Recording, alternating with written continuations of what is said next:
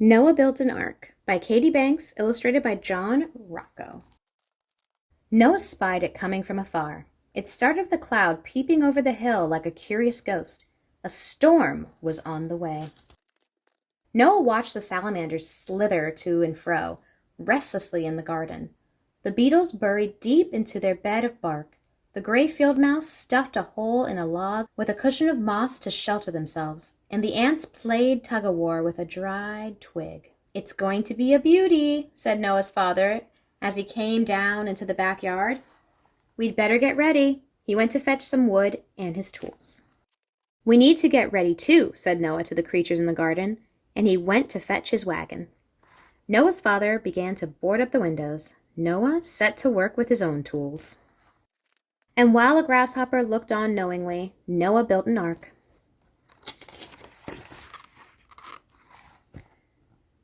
"Better be prepared," said Noah's mother from the kitchen. She and Noah's sister were stacking groceries in the cupboards and filling jugs of water for the coming days. "Better be prepared," whispered Noah to the creatures in the garden. And he gathered food for the ark, fists of brown nuts, spears of grass, berries and seeds. Noah's mother got out the candles and matches. "There's no knowing in a storm," she said. "No knowing," repeated Noah to the grasshopper as he wedged a small flashlight into the bow of the ark. Then he furnished the ark with a miniature table, chairs, some tiny cups and saucers, and a small bed. "Do you see the grasshopper?" "Come," called Noah's mother. "Come," whispered Noah to the creatures in the garden. The salamanders slid slyly from beneath the rock wall. The spotted toads leaped from under the large silvery leaf, and the grass snakes slithered from around a tree stump. The little gray field mice peeked out from their hollow log. The beetles and the spiders scurried as fast as their legs would take them, and the hummingbird in the rosebush fluttered her wings. Into the ark all the creatures went, 2 by 2. "I will come get you when the storm has passed," said Noah, closing the door. Noah hurried into the house to watch and wait.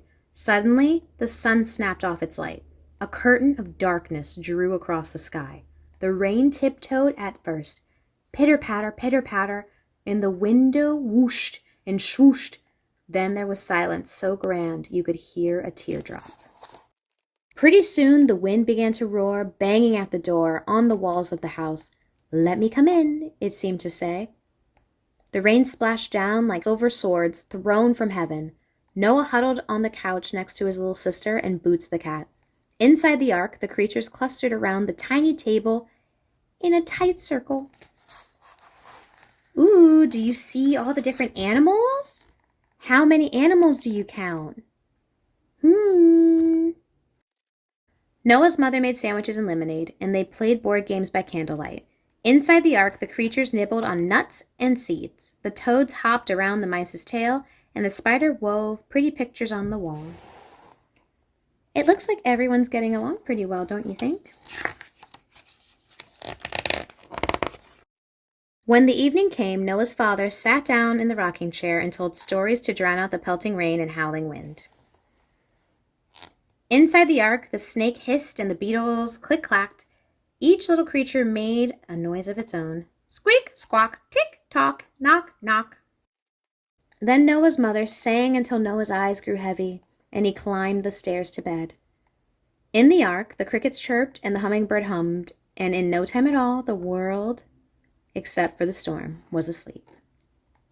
If you're enjoying this book, which is a lovely rendition of Noah's Ark, which actually is a biblical story, so if your parents are interested, I'm sure they'll be happy to share that with you if you ask them.